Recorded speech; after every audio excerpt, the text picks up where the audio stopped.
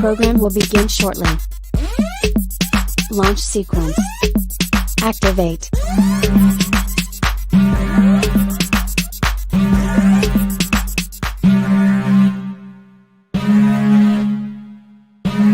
Warning, the following content is not politically correct.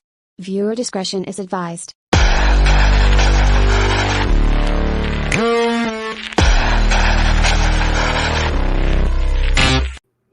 Welcome back to the channel today, everyone. It's been a minute, right?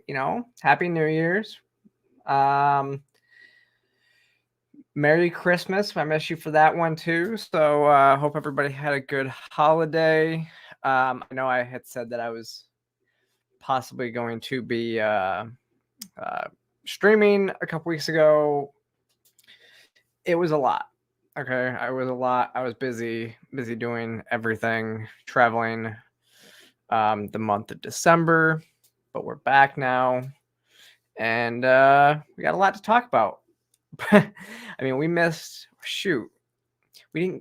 but I do hope that me putting out a couple videos while I was gone kind of helped with the case. With y'all missing me and everything like that. Hope it worked. I will say it was a pretty good vacation. I was visiting family. We welcomed my niece into the world, so it was really fun and eventful. And then, gosh, we missed Calendar Gate. And then we missed Cake Gate. We basically missed all of the trad cons and the red pilled, I guess the woke right, as we would call them.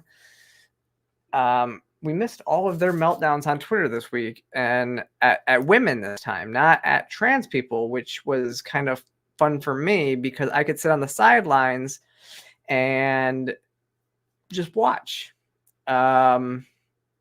And kind of stoke some of the flames, because it's really interesting because a lot of those people will come after me just for being trans, but at the same time, they don't usually go after people on their side, the biological women and stuff like that. So it was interesting, especially like people like Josie, who is not really, she's well, one, she's a libertarian, and two, she's, one second.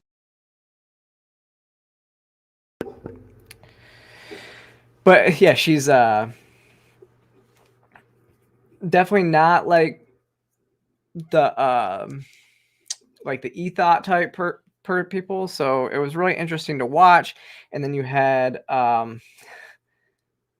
Isabella Maria DeLuca completely getting Aubrey Huff, the former baseball player, to delete his entire Twitter account and delete all his social media. He's back, but it was kind of funny because this person, Aubrey Huff, like I said, if you know him, he's a former baseball player, was calling her names, saying that her only worth is her sexuality. And then it turns out he was in her DMs and she never responded. And that was kind of, why he was lashing out like that. So it was really interesting. But yeah, hope you all had a good time away. I did. And yes, thank you, John, mentioning Free the People did have some good content. We had our 12 days of Christmas. And if you don't know, I am the digital marketing manager for Free the People. The organization does not sponsor this show. They don't do anything like that, but I do work for them. And so I just want to make that distinction. So definitely go check them out, though. Free the People is an amazing organization. We have a lot of good stuff coming up here in the new year, and we are, a lot of good stuff coming up. So go if you don't subscribe over there, definitely go subscribe over there. But let's get into it. So first things first, I was a little late because literally just saw some brand new information that I hadn't seen earlier today, but apparently it did come out earlier today. So, if you haven't been paying attention to the news, there was a school shooting. Was it last Thursday in Iowa? At a high school in Iowa. Um, Apparently, the gunman was gender fluid, which would put them in kind of the queer community. And that obviously brought up a lot of attention and everything like that. So, I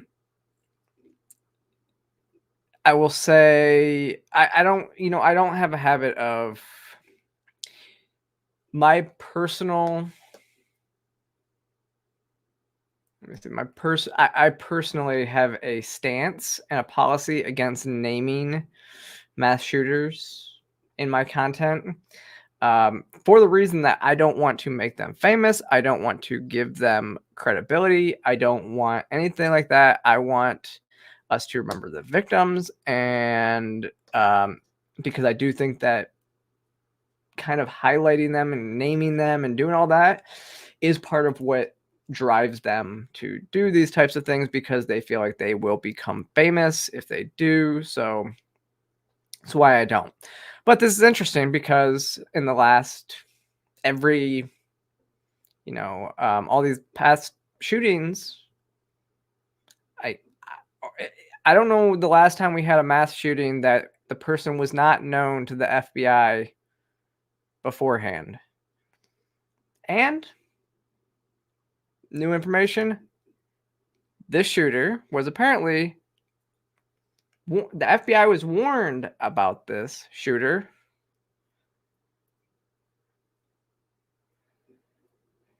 And so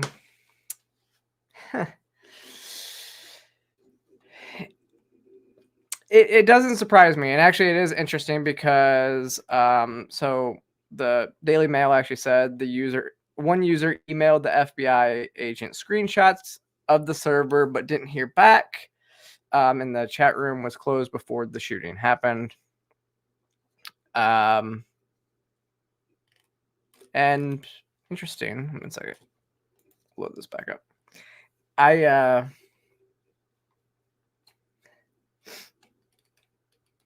So obviously I commented. I said, I wonder who could have seen this coming. Just like 11 minutes ago, you see. January 4th, I literally wrote how long before we learned that he was known to the FBI.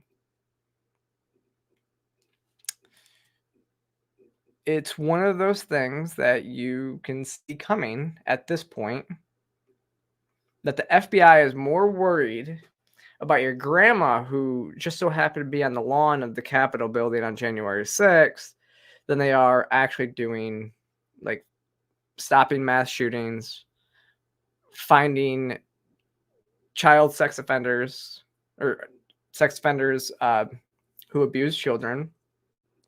Because I believe I talked about that before we went on break, that there was report that the FBI stopped investigating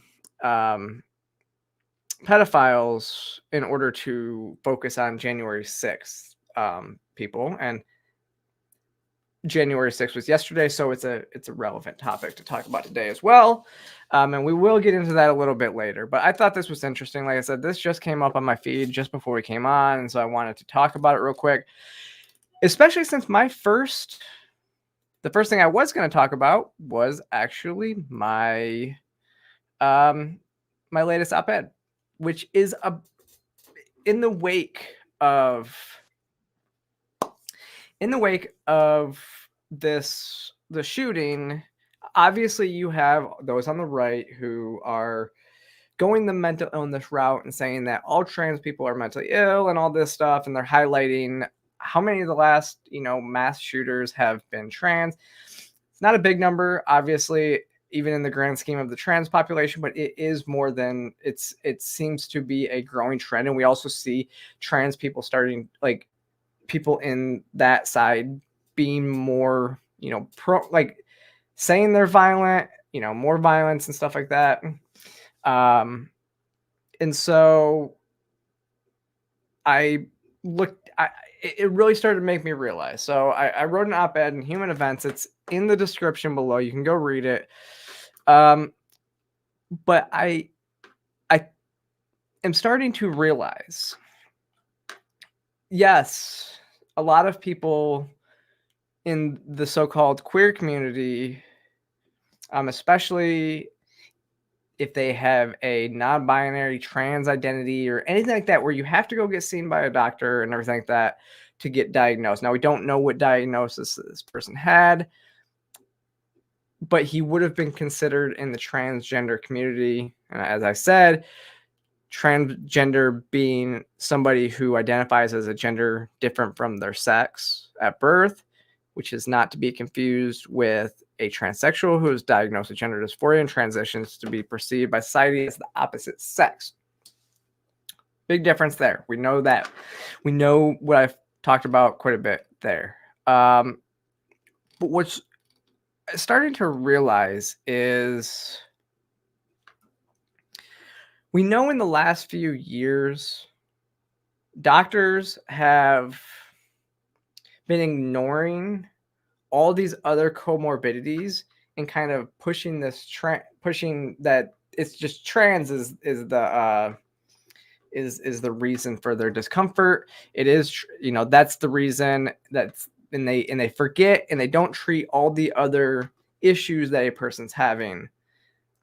They think that gender, hormones and surgery are going to fix this patient. I think some of it is laziness, like I've said before, because as I also said at the bottom of this, and I've reported on 2 years ago, we see such an increase in SSRIs because we know that instead of actually working on and talking about, the issues, why you're having anxiety, why you're having depression, actually treating that, they're throwing SSRIs, they're just throwing pills at the patient and not really actually treating what's going on. And it's clear with what we've seen with detransitioners. And so in here, I talked about Prisha Mosley, who talked about how she had psychosis, psychotic major depression, ADHD, bipolar 1 and 2, mania, crippling anorexia, and borderline personality disorder since she was 14 years old. And when the doctors went to, instead of helping her and treating this, they thought they were just going to self-harm her even more by helping, by giving her a double mastectomy as a teenager instead of treating the underlying issues. We also saw this with, where was it? Jamie Reed, who is the whistleblower out of the St. Louis Children's Hospital, who blew the whistle in the Free Press, who she noted that many people had depression, anxiety, ADHD, eating disorders, obesity, schizophrenia, PTSD, bipolar disorder, and 1/3 of them were on the autism spectrum. She claimed that no matter how much suffering or pain a child had endured or how little treatment and love they had received, the doctors still viewed gender transition as the solution. There's many cases of this. It's a great article. Definitely go read it, please. I'm proud of this work. I've been told it's very well written and done, but it does bring up the question and the point. Is what we're seeing the violent, the increase in violent tendencies, what we're seeing from certain sections of the community, whether it's, the gender dysphoric or whether it's the Trantifa crowd or what it is, there has been seemingly there's been an increase in violence, not necessarily in mass shootings, but just an increase in violence in general from this general community. And so the question then would need to be asked and say, is this a result of the medical community failing these patients.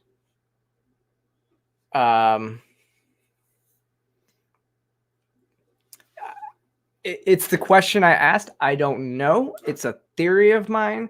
So don't quote that this is, I mean, obviously we would need studies to see if this was something that was happening. It's just an inkling that I have that is something that needs to be looked into, because something's going on. Something is going on.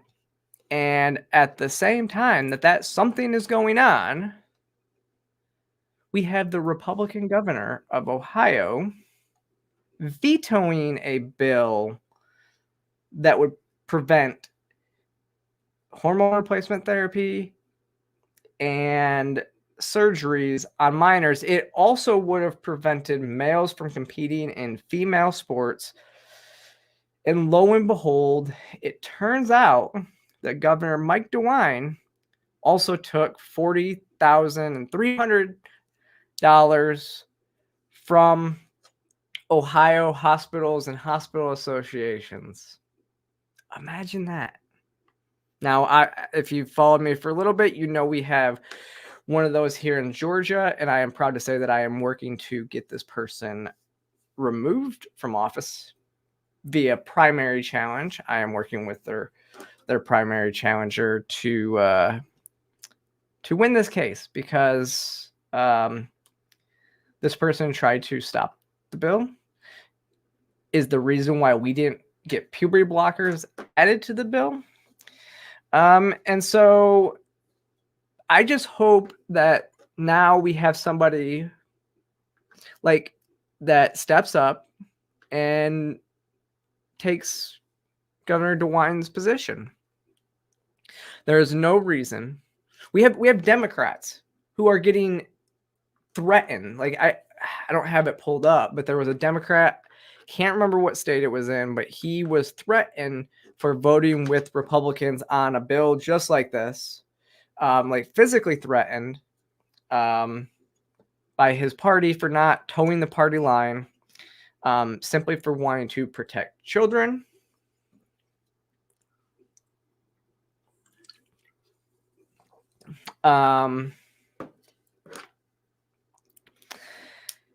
It doesn't, like, we should be protecting kids. And honestly, he can go the same way that Asa Hutchinson went after he vetoed similar legislation too. And Sarah Huckabee Sanders jumped in and beat him in the primary.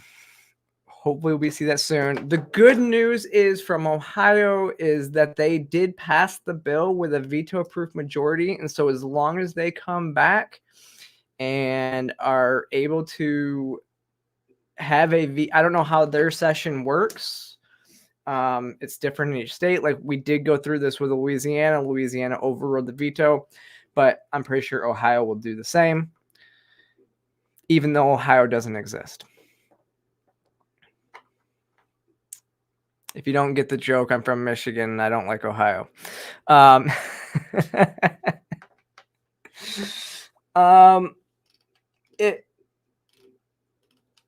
It baffles me sometimes that these people baffle me, but it doesn't. We know, like I said, the person that was here in Georgia, they're a doctor. They were trying to protect their friends in the bill and didn't want to push a lot of this stuff either. John Stevenson, this is a good question, right? From person to person, how does it feel to be a man or woman? I can't answer.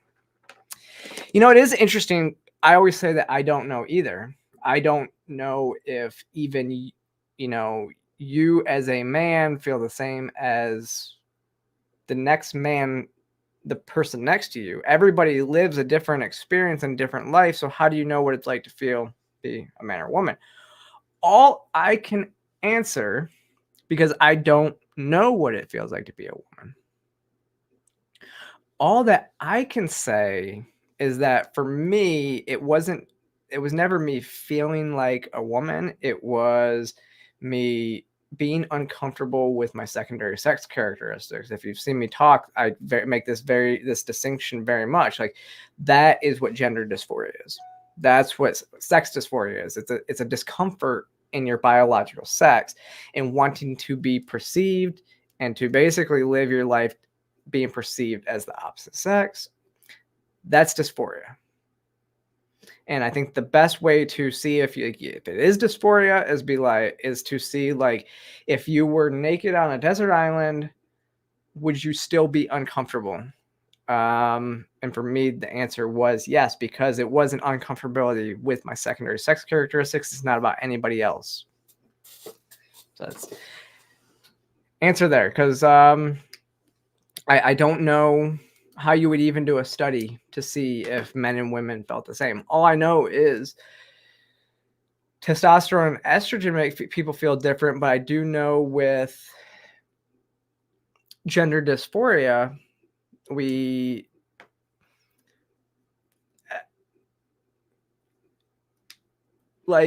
I know that my gender dysphoria didn't come from hormones, right? So there's shared experiences in the way that hormones make you feel, but that doesn't make sense when it comes to what it feels like to be the opposite sex, other than when you talk about hormones. I don't know.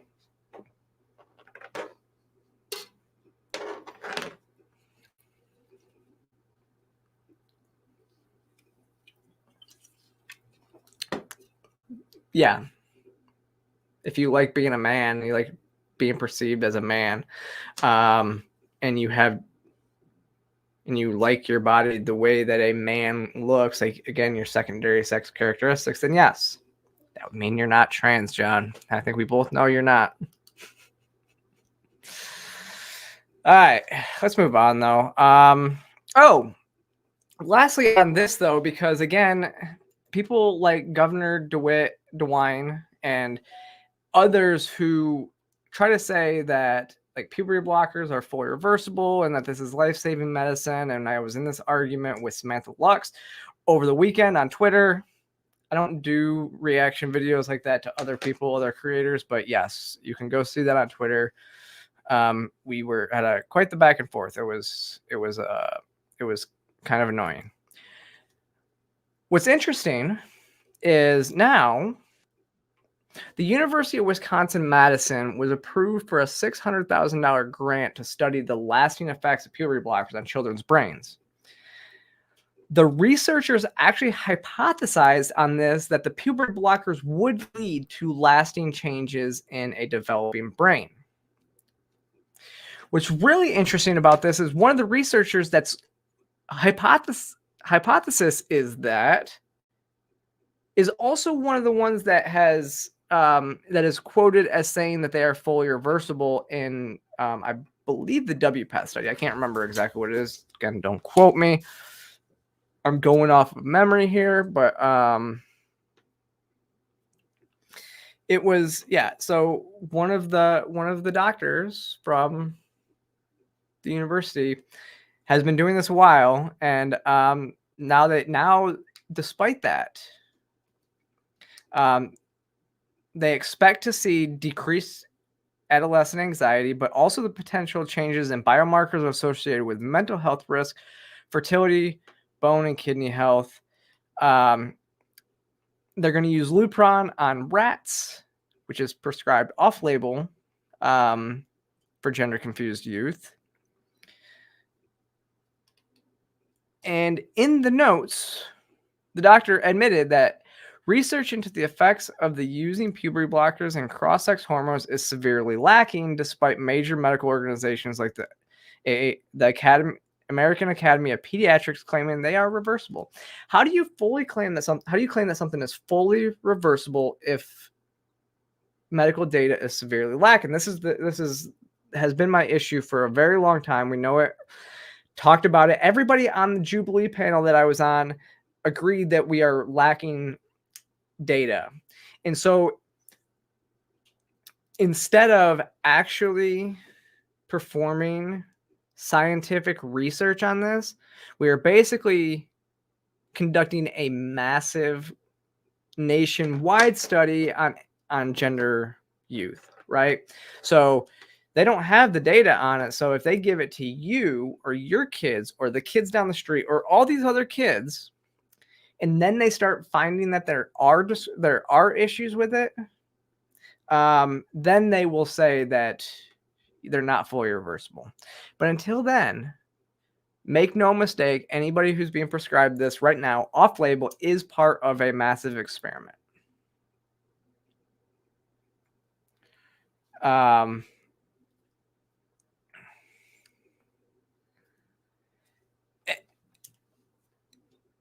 So, yeah.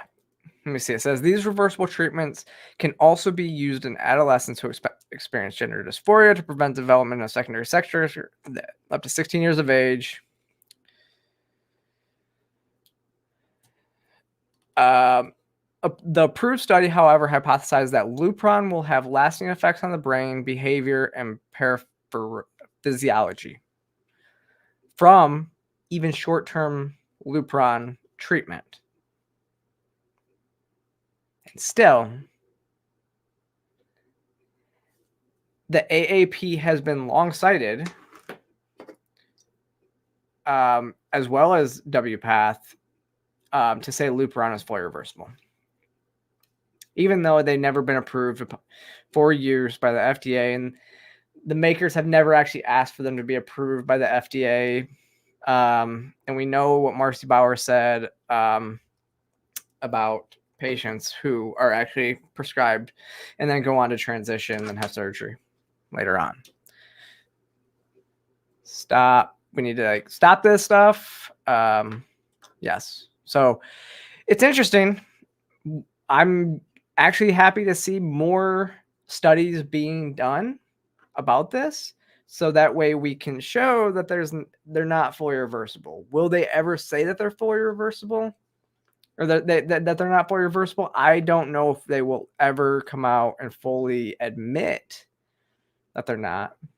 They're making too much money right now. But if you saw one of the videos I did while I was gone, we are winning that fight because now insurance companies are not paying for it, or it's malpractice insurance companies are not paying for it for doctors who are not taking doctors on who perform these procedures on children because they're being sued. So that's good news, and that's why I said these lawsuits are very good and will end up changing it far more than these bills will do. So that was one of the big newses, and I did do a video on that. So go watch that video as well if you haven't seen it while I was gone. But on to our next story, and the big story of the week. One of the big stories. See, there's a lot going on right now. There's a lot of big stories out right now.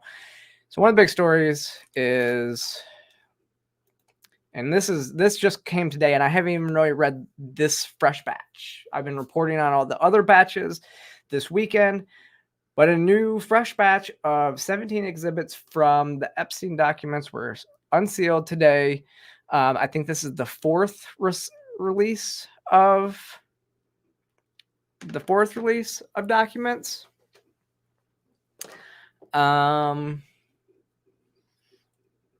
So interestingly enough, there's a lot going on in these documents. Whole bunch of people are being named, and this is the first document. So we know Bill Clinton, Hillary Clinton, Chelsea Clinton, Prince Andrew, and others were all in here. Today's list, however, is the first that we saw Donald Trump's name appear in these. Well, not the first time we've seen Donald Trump's name appear in the documents, but that he has been accused of any sort of crime in these documents. Because last week, Virginia, I don't know how to say her name, but one of the so we have Clinton, Andrew, Richard Branson. We're all named even in these documents, but one of the documents also said that Donald Trump had never been to Epstein's island. That one exonerated him. And here's the thing. folks. If Trump, I do believe that if Trump was actually in these documents, like he had actually done something wrong, we would have known this 2 years ago. We would have known this immediately, honestly. If Trump was found in these documents to have done something wrong, then we would have known. However, I will say that if you're named in this, if you're named in any of this, really, they need to be investigated. I don't care if it's Donald Trump or Bill Clinton or any of them. They all need to be investigated.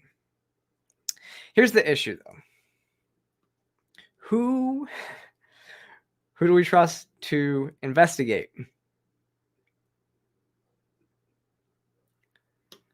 I'm sorry. We already know that the FBI doesn't like to do their jobs and should be disbanded anyways. But what's really interesting about these documents that were released today is not only did they actually implicate Trump, they also implicated Hillary Clinton and the FBI. So yeah. Now in the documents we have, let's see, these documents were from Sara Ransom in 2016. She sent emails to the New York Post editor Maureen Callahan that she had actually seen footage, that there was actual footage from Bill Clinton, Prince Andrew, and Richard Branson having sex with her minor friend without her friend's consent.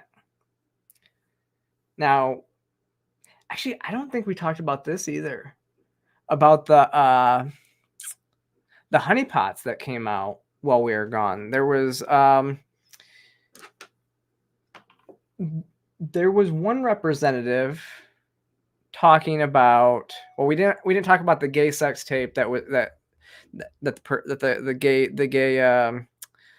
the twink that was a Democrat staffer was having anal sex in one of the Senate rooms. We didn't talk about that. But then there was also stuff where it was talking about all the people who are compromised in DC because they have films, they have people, and they're talking about people being victims of basically honeypot schemes where, especially foreign agencies, it used to be used a lot by the Soviets and the Russians, that they would very pretty girls, basically escorts, would sleep with a person, get it on camera, and then be able to blackmail them with the documents and all that, right? So we found that out. And so really Madison Cawthorn was correct. He turns out he was right as to what was going on in DC, and nobody cared, nobody believed him. The Dave Chappelle line on him, though, was pretty funny. If you didn't watch that, but this person says that she actually managed to get a hold of some footage of film sex tapes which clearly identified the face of Clinton, Prince Andrew, and Bronson having sexual intercourse with her. She wrote that she managed to convince her friends to forward some of the footage so that they can confirm with their own two eyes. She clearly identifies Bill Clinton, them all having sexual intercourse with my friend. It will break your heart, she told Maureen, when you see the footage. But then she couldn't forward the footage without her consent due to massive consequences to her safety. She claimed a couple months later, Ransom wrote that her friend had filed a police report in 2008, but nothing was done, and she was utterly humiliated by the police department.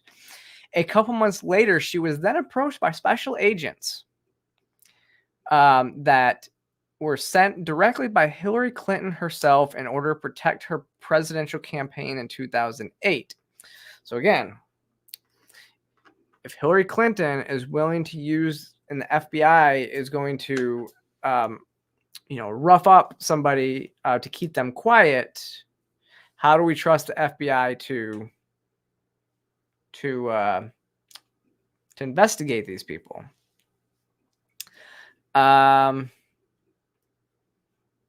They forced her to sign a confidentiality agreement that ensures that she never comes publicly. And if she does, she's 1,000% certain that the FBI did a cover up, and she has the individual names of the agents involved. She also said her confided in me her casual friendship with Mr. Donald Trump definitely seemed to have a thing for her, and she didn't know. She told me how he kept going on about how he liked her, like her pert nipples.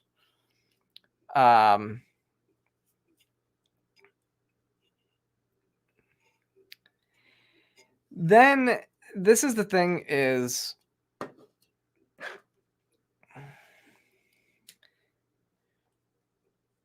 she basically, then she starts to go off and is kind of discrediting herself. This one was really weird because she does seem to kind of discredit herself. She was basically like, I will make sure that neither that evil B-word Hillary Clinton or that pedophile Trump gets elected. I will make sure that everyone on the goddamn planet sees that footage, and photos will release them to WikiLeaks by Sunday. I will take down Epstein and his bunch of cronies myself. You just lost your exclusive, and now I'm super effed off now. And then in 2016, she stated her emails had been hijacked, that she had reached out to the Russians for help, and they are coming to my aid. Thanks for your help.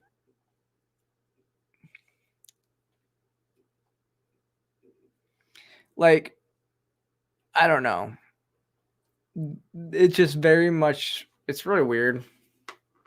So I don't know how much to actually believe. Like I said, if there's tapes out there, then how come nobody's seen the tapes other than her, who supposedly has them on several thumb drives? There's just a lot of this drop is a lot weirder than the other drops that we've seen. And none of the drops are this is the only one that has actually alleged that there's videos of these people committing crimes. This is the only document that actually implicates people in crimes, other than just being friends with, the known child trafficker Jeffrey Epstein.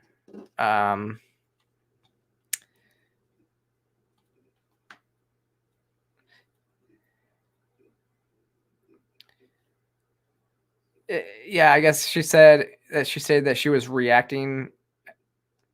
Oh, then yeah, in October 2023, she retracting everything after speaking to my family at some length this morning. I shouldn't have contacted you, and I'm sorry I wasted your time. It's not worth coming forward, and I will never be heard anyhow, and only bad things will happen as a consequence of me going public, and I know this to be true. So again, all of that to say, she didn't mean it. Like, sorry, didn't mean it, didn't happen. I'm retracting all my statements on it. So that one was a little bit weird, but like some of the other ones, it was interesting. Like I said, again, talking about Trump. If Trump is implicated, the only thing we know for sure about Donald Trump is he kicked Epstein out of his golf course or his club for hitting on the young women. That's the only thing we know for sure.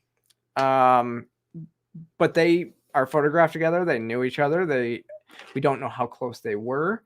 So just being named in these documents doesn't necessarily implicate anybody of crimes. But being named in these documents show that do make me question what you knew and when you knew them and what you're still hiding. I think this is the biggest one. I mean, we know that Epstein, Bill Clinton is listed in these things like 73 times. Hillary is only listed before the drop today. Hillary Clinton had only been listed one time in the documents. But Epstein, so in the documents, it's listed as Jane Doe 30 or John Doe 36, but Doe 36. And it was basically part of the lawsuit filed by Virginia Giuffre. I think is it Giuffre? I don't know. Against, it was that she filed the lawsuit against Ghislaine Maxwell, who was convicted of human trafficking a couple of years ago, right? So in it, one of the lawyers says, I knew he had dealings with Bill Clinton. I did not know they were friends until I read a Vanity Fair article about them going to Africa together.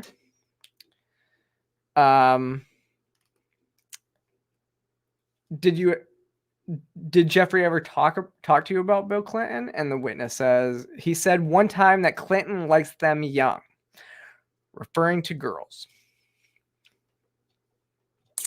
Yeah. Let's see.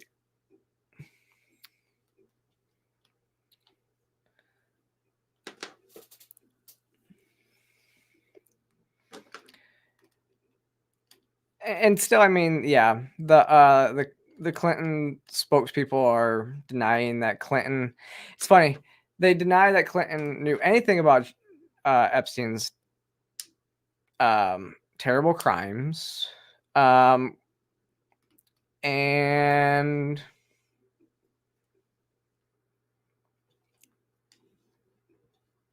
yeah, staff reporters from the foundation and a Secret Service detail traveled on every leg of the trip. He had one meeting with Epstein in his Harlem office. And apparently they say he's never been to Little St. James Island, which was otherwise known as Pedo Island.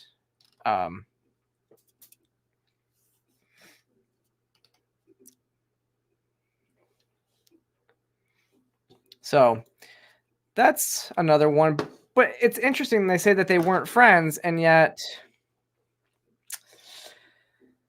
Ghislaine Maxwell skipped out on the deposition for that same lawsuit.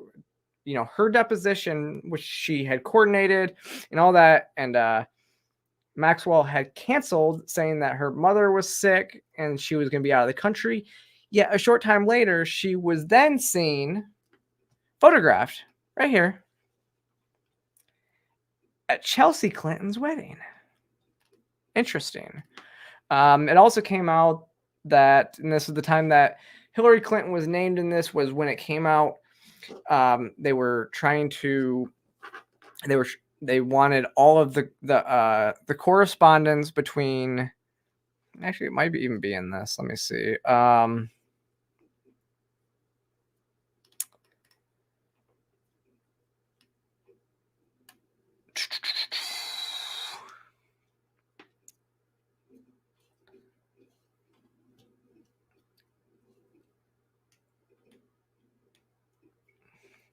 Yeah, there was, so it was also part of the documents. We're looking into the Clinton Foundation, and if they wanted to see any money transactions that could have taken place that had gone between Maxwell, like, was the Clinton Foundation funding Maxwell through a lot of this stuff. Yeah, so that was the next one.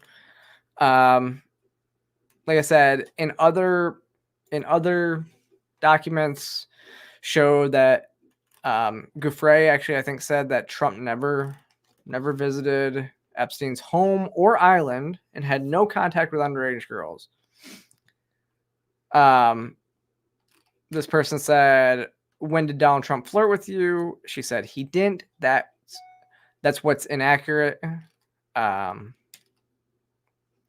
mean that it didn't happen with somebody else. Doesn't mean all that. But during this lawsuit,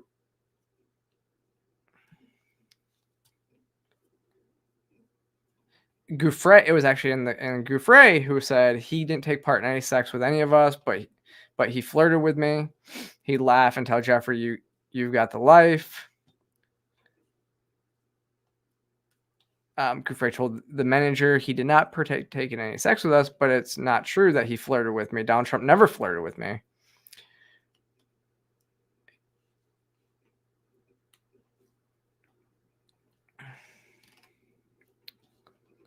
So it's a whole lot there. But what's really interesting, and now we can kind of link some more stuff. We're going to kind of move into current politics as we see them. And we also know that LinkedIn co-founder and major Democrat donor who had visited Epstein Island recently donated $250,000 to Nikki Haley's super PAC. Right? Reid Hoffman, the LinkedIn co-founder, has been known to donate a lot to Democrat causes, and he's also been known very well to just not like Donald Trump and to go against anything that's Donald Trump. And so the JP Morgan Chase CEO urged Democrat donors to donate to Haley through the SFA fund, her super PAC, in order to stop Donald Trump from being on the ballot. Again, in May, he had also admitted to going to the island. And he admitted to it in the Wall Street Journal. I said, it annoys me that by lending my association, I helped his reputation and thus delayed justice to his survivors. Blaming it on the former MIT Media Lab director. Hoffman is also known to have helped fund the civil lawsuit brought against former President Trump by E. Jean Carroll, who alleged that he raped and defamed her. Which Steve Bannon just said this guy just hates Trump of just epic proportions. He was also contributed more than $600,000 to Fusion GPS, which created the fake Steele dossier to try to discredit Donald Trump during the 2016 election. So why is this guy donating Nikki Haley? Interesting. He shouldn't be. But as I kind of agree with Lance Gooden here, he says Haley should return the money. Which Haley has said that they will accept money from anybody. They don't care who it's from. They don't care whether it's from Democrats who are on Epstein Island. They don't care if it's just people who they don't actually want her to win because she has no morals. She likes dropping bombs on little kids in foreign countries. This is my Nikki Haley rant for the evening, that she should be nowhere near the presidency or the button. Yeah, basically it. I would not. Yeah, just don't trust Nikki Haley. That's the whole thing. Out of all of them, I don't know who I would vote for, but it's definitely not Nikki Haley.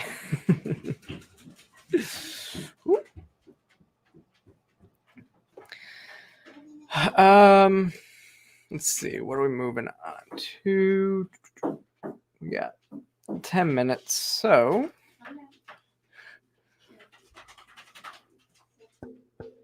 one second.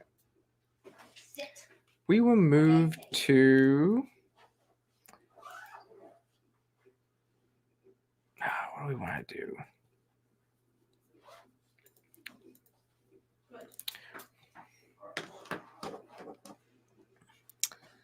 Let's see. Let's move to January 6th. Since, yesterday was January 6th. So actually, that's not even January 6th. We can talk about this real quick. 2 states removing Donald Trump from the primary ballot. Colorado and Maine. What's interesting about the Maine Secretary of State, they keep talking about democracy, right? Oh, we have to have democracy and all this stuff. And it's kind of crazy, right? Like, they don't know what democracy actually means because they don't actually want you to vote for who you want to vote for. They actually want to take somebody off the ballot. Why? Wouldn't democracy actually mean to allow everybody and let the voters decide whether they want, if Donald Trump is so bad, like, wouldn't the voters not have him on the ballot? It's like the anti-democracy. You have to save democracy by ruining democracy, by like being non-democratic. I don't know. But let's actually talk about, man, I don't know if YouTube's gonna like this one, but I say that every episode, so we'll see. Actually, I probably already crossed that line. January 6th. So first off, the Department of Justice recommends 6 months for Ray Epps to spend in jail, which apparently actually, no, I'm not going to say that. It's not Nikki Haley. It was another conservative was like, oh, he never said that he didn't orchestrate it. Yeah, he did. He's on video telling people that he orchestrated it.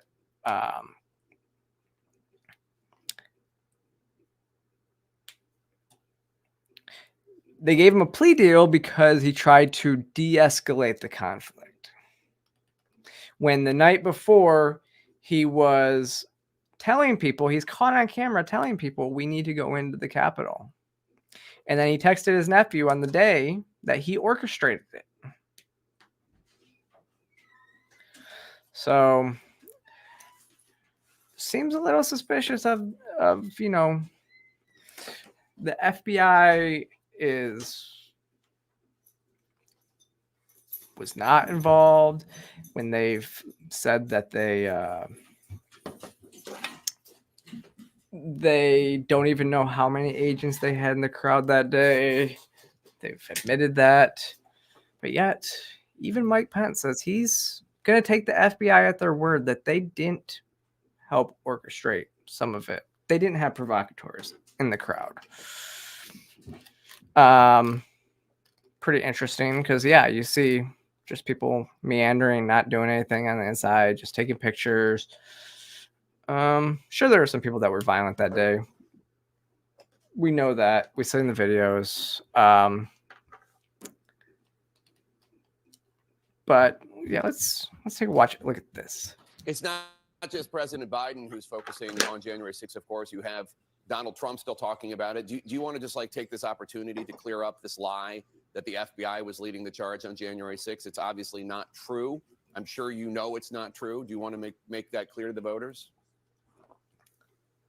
I've seen the director of the FBI repeatedly assure the American people that the FBI were not the instigators of the riot that occurred on January 6th. And frankly, I'm very grateful for the efforts of the FBI to bring nearly 1,000 people to justice who ransacked our Capitol and did violence against police officers.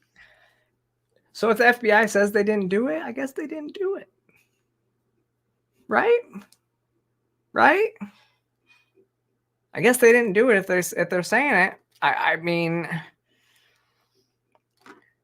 the FBI needs to be dismantled. They're an organization that just needs to go away. Because here's the thing. Right now, we know that when you watch the videos, and I think we played these after the after show off of YouTube before the break, where the videos came out, where it was a pretty peaceful crowd until they started shooting indiscriminately flashbangs into the crowd. basically creating agitation in the crowd. And then, like, there's video now of Alex Jones standing on a blowhorn telling people we're going to the other side. We need to de-escalate this. And yet, you know, Owen Schroyer, who was with him, got arrested. And I think Owen Schroyer was the first where you're going to see people... it's going to escalate from there. And if you don't think it's going to escalate from there, that it's not just going to be the people who were violent or the people who went in the Capitol. It's going to be everybody. So what happened this week? The Department of Justice, U.S. District Attorney Matthew Graves suggested that they will start beginning prosecutors who did not go into the Capitol, but outside of it. Here we go. And what happened inside of the building. An important note when it comes to our prosecutions about those who remained outside the building. We have used our prosecutorial discretion to primarily focus on those who entered the building or those who engaged in violent or corrupt conduct on Capitol grounds. But if a person knowingly entered the restricted area without authorization, they had already committed a federal crime. Make no mistake, thousands of people occupied an area that they were not authorized to be present in the first place. So they're literally talking about the Capitol grounds. So an area that is wide open to everybody, whether you were violent or not, if you were peacefully protesting that day, now they are going after you. Because obviously they're saying that you're not violent. You weren't violent that day. Because they would have already prosecuted you if you were violent or you had gone in the Capitol. We did see some people start getting exonerated because we do know that the police just opened the door for a lot of the people that were going inside the Capitol, and most of them were very peaceful people and just going in and then moving out. But he's literally saying right there that we've already done the process of doing everybody that went inside and those that were violent outside. But now we're going to start going after those who were just there. We're going to start focusing on those who were just there. Whether you were a journalist covering that, because we see that they don't have any there's no journalistic discretion. They will prosecute journalists who cover the event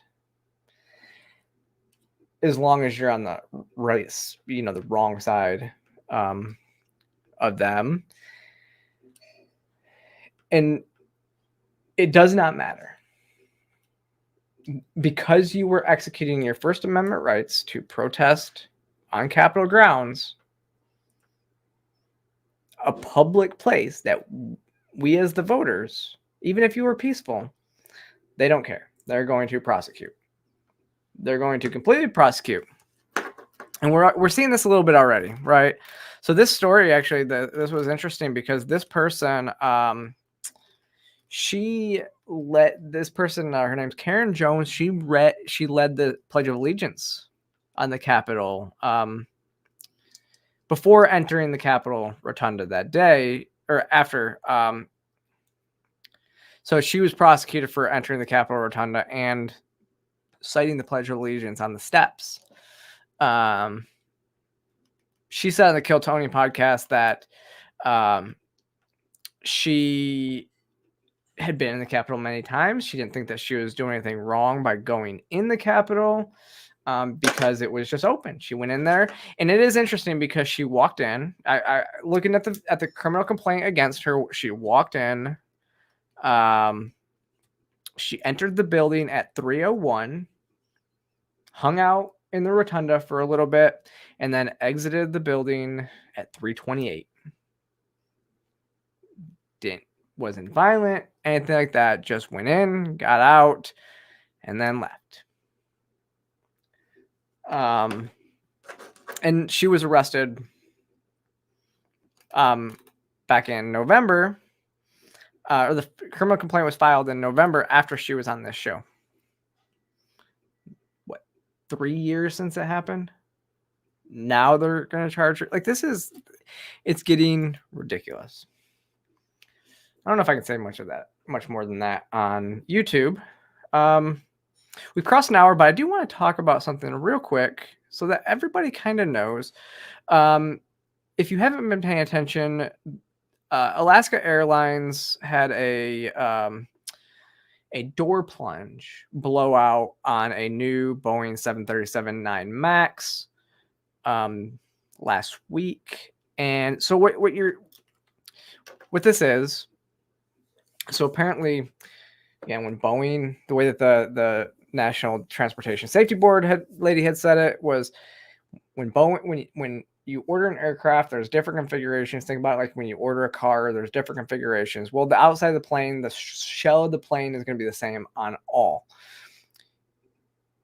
Because they didn't need that to be an exit row because they didn't have it wasn't rated for enough seats or enough passengers. I guess if you have over 215 passengers, it would be rated for, that would need to be an emergency exit. But because they didn't have that, it was only rated for 181 passengers. What they did is it's a plug. And so they just put this little door plug and it locks down tight in there. And so it's not like from the inside of the plane, you don't even know there. So if you're worried about this, don't sit in seat 20. Don't sit in row 26 or 27 or anywhere near that. I think usually when I fly, I'm at like 33. So I'm good. It's 26A and 26B. So if it's a Boeing 737 9 Supermax or 737-9 Max, don't sit in the row 26. And I'm probably not even the ones behind that, because this could have been very catastrophic, like very bad, because people did see like shirts ripped off and somebody, cell phones pulled out from the door. What's interesting is this took place around 1,600 feet. Thankfully, it wasn't, at cruising altitude at 30,000 feet. But again, always wear your seatbelt when you're flying in an aircraft, because this could have been very bad. Like when I was in the Army, when we would jump out of aircraft, we would jump out at about 10,000 feet. So I've flown doors open when side doors open, non-pressurized at 10,000 feet. So, but because it was a sudden depressure, it's going to suck everything out. Whereas military aircraft are not pressured, or they don't, it's not pressurized the same way, I guess. Especially when you're jumping out of them, they're made to open up the doors and stuff like that. So it's a little bit different. Interestingly enough, though, this just came out. Let me see. Again, I just saw this before coming on air today, that it turns out that now United Airlines has found at least 5 door plugs with loose bolts during an inspection. Again, folks, this is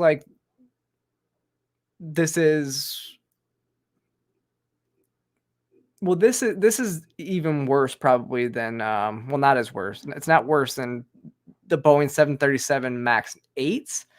Remember when they came out, the MAX 8s had 2 plane crashes. And I actually knew somebody who was on the Ethiopia flight, served in the Army with him, and he was out there doing mission work in Ethiopia.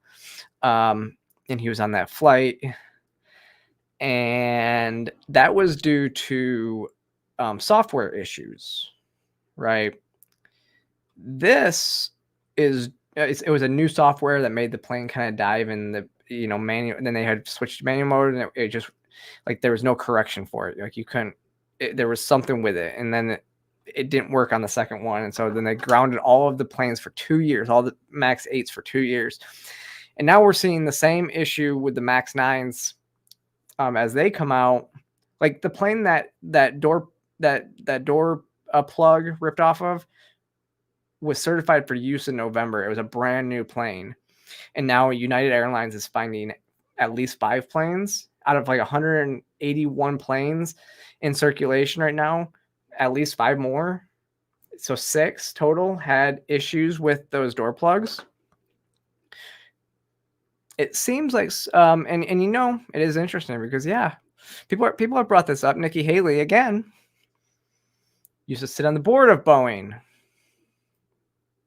Again, just another reason to not like Nikki Haley, but this is something to watch. I didn't know if this was going to continue to be a story, but obviously it is now, because now we know that they're finding loose bolts on more planes.